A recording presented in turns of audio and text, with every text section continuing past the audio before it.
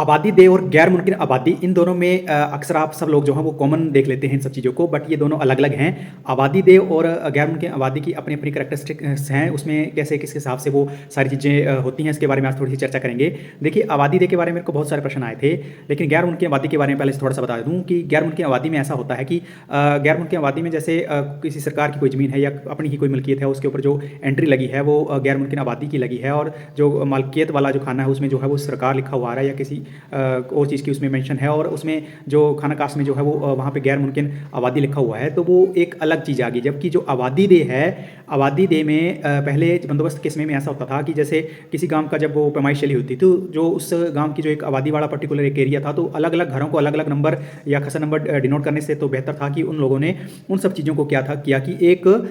Circle में रख दिया, और उस पूरे उस गाँव का जो था उन सभी घरों का एक ही नंबर जो था वो दे दिया, और उस सब चीज़ को जो है वो जो पर्टिकुलर एक सर्कल के अंदर आ गई, उसको जो था वो आबादी देय का नाम दे दिया। इस आबादी देय को जो है वो जैसे हिमाचल में आबादी देय कहते हैं, तो पंजाब में या हरियाणा में उसको लाल डोरा के से भी उसको जो है वो संबंधित करते हैं। तो इसकी अपनी एक करैक्टरिस्टिक्स हैं, उसमें ऐसा है कि जैसे मलकियत में भी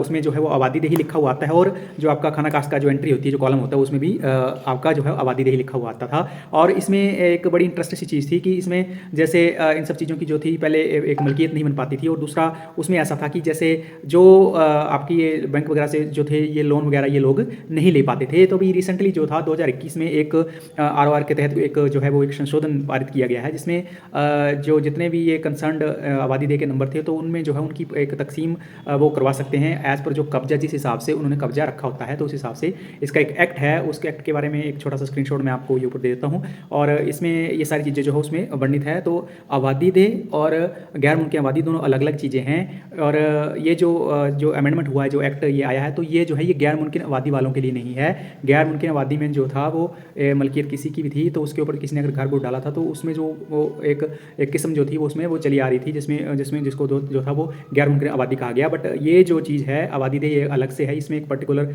एक आबादी है जहाँ पे लोगों के घर बने होते थे, और उन सब चीज़ों को एक ही नंबर से जो है वो एक रिप्रेजेंट कर दिया गया था। तो ये सब चीज़ें हैं, इसके बारे में एक बहुत सारे प्रश्न थे, तो मैंने इसको एक शॉर्ट में आपको एक ब्रीफ इसके बारे में मैंने एक चीज़ बता दी। इसके बाद एक और प्रश्न आया था जिसमें ये पूछा जा रहा था कि जैसे तकसीम होगी और उसके बाद जो है वो फसल बीज दी गई है, तो उसके बाद क्या वो दखल हो सकता है कि नहीं हो सकता है। तो देखिए, ऐसा है कि जो तकसीम हो और ये जो आपकी निशानदेही वगैरह होती है, तो इसमें एक पर्टिकुलर सीजन है, जैसे फसल कटने के बाद ही सारी चीज़ें होती हैं। बट ऐसा है कि दखल के मामले में अगर दोनों पार्टियां रजामंद हैं, तो दोनों पार्टियों की रजामंदी के बाद जो है वो दखल दिया जा सकता है, लेकिन इसमें जो है वो सहभागिता दोनों की तरफ से होनी चाहिए। और दखल जो है एक पर्टिकुलर आपका जो कब्जा है मौके के ऊपर, वो उसको दर्शाता है। और तकसीम के बाद मैं बार बार यही कहता हूँ कि दखल के लिए आप जरूर जाएं, और दखल के लिए आपने आफ्टर जब आपका तकसीम का ऑर्डर पारित हो जाता है, तो उसके बाद एक एप्लीकेशन आपने देनी है कंसर्न राजस्व अधिकारी को, तो वहाँ पे जो है वो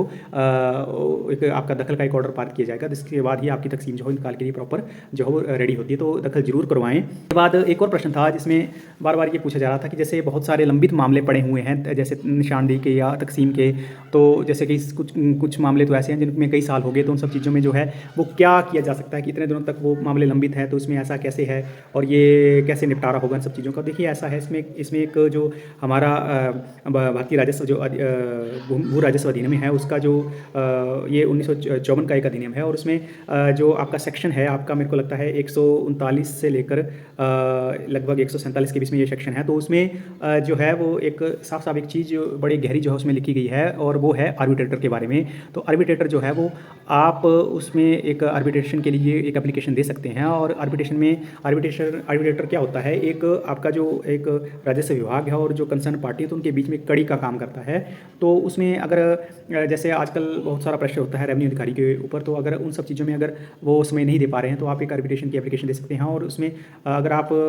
कंसर्न जो फर्स्ट ग्रेड के जो ऑफिसर होंगे उनके पास एप्लीकेशन दे रहे हैं, तो दोनों पार्टियों की रजामंदी के बिना भी वो उसकी आर्बिट्रेशन के लिए जो है एक्सेप्टेंस दे सकते हैं। और आर्बिट्रेशन की अधिकतम संख्या जो है वो 2 होती है, और उसमें अगर आर्बिट्रेशन जो है वो मौके के ऊपर जब उसको ऑर्डर दिए जाएंगे सर्विस करवाने के बाद, तो फिर वो उन सब चीज़ों की जो है वो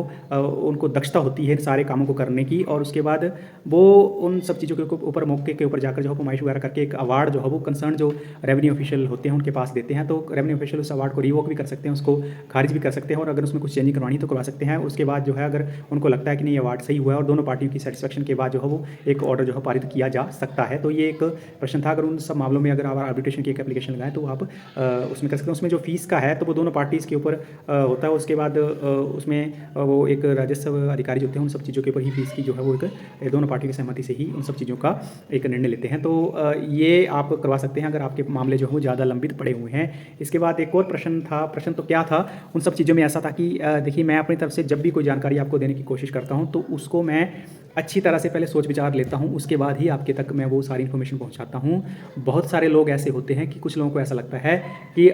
मैं किसी फेम के लिए सब चीज़ें कर रहा हूँ, हालाँकि मेरे पास इन सब चीज़ों का समय नहीं है, बट एक लय बनी हुई है, तो उस लय से मैं एक डेली जो है वो आपको कुछ ना कुछ जानकारी देने की कोशिश करता हूँ। उसमें भी बहुत सारे लोग जो है वो अज्ञानवश या अज्ञानतावश जो है वो ये कहने लग पड़ते हैं कि ये चीज़ ऐसे नहीं, ऐसे होनी है। अगर आप सब लोगों को इन सब चीज़ों का अगर अधिक नॉलेज है तो आपका स्वागत है, आप मेरे से खुली चर्चा कर सकते हैं। बट मैं अपनी तरफ से जो है वो 101% जो है वो शुद्ध नॉलेज जो है, जो मेरे को जिसके ऊपर विश्वास है उसी को देने की कोशिश करता हूँ, क्योंकि अधूरा ज्ञान जो होता है वो खतरनाक होता है। इसलिए इन सब चीज़ों के ऊपर मैं आपको किसी भी तरह से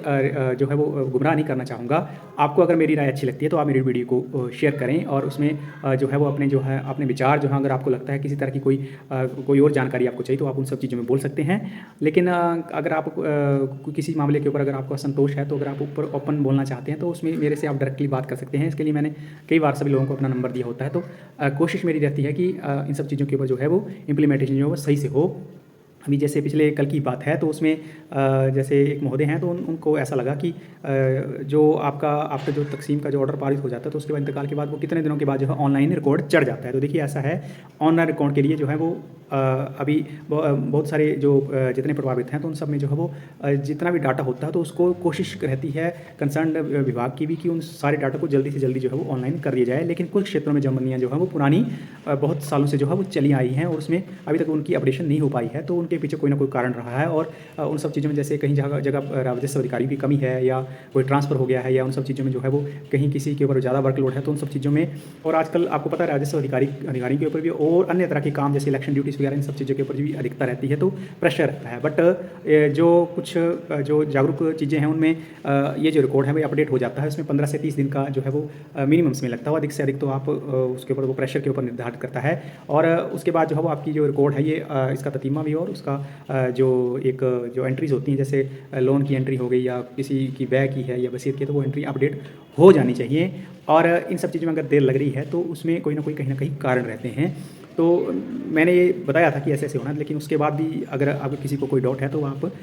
कंसर्न अधिकारी से पूछ सकते हैं कि हमारी जमबंदी क्यों नहीं अपडेट हो रही है। और जमबंदी जो हो 5 साल के बाद ही बननी है, वो सब चीज़ें मैं समझ रहा हूँ, लेकिन 5 साल के बाद जब जमबंदी बननी है तो उसमें खाता और आपकी खतौनी चेंज होगी, बट आपका खसर नंबर जो वो उसके ऊपर जो लाइबिलिटी जो एसेट्स में चेंज आएंगी वो सारी चीज़ें जो है वो उसकी जो है अपडेशन लगातार चली रहती है। तो ये थी जानकारी। बाकी आपने वीडियो को शेयर करना है, वीडियो को आप शेयर करें, जितना ज़्यादा शेयर करेंगे उतना मेरे लिए प्रोत्साहन है। बाकी कोशिश करूँगा इससे अच्छी जानकारी आपके लिए लाने की। अगर इस वीडियो से संबंधित किसी का कोई प्रश्न होगा तो जरूर पूछना है। बाकी बने रहिए नवीन के साथ, मिलते हैं अगले वीडियो में। तब तक जय हिंद, जय भारत, जय हिमाचल।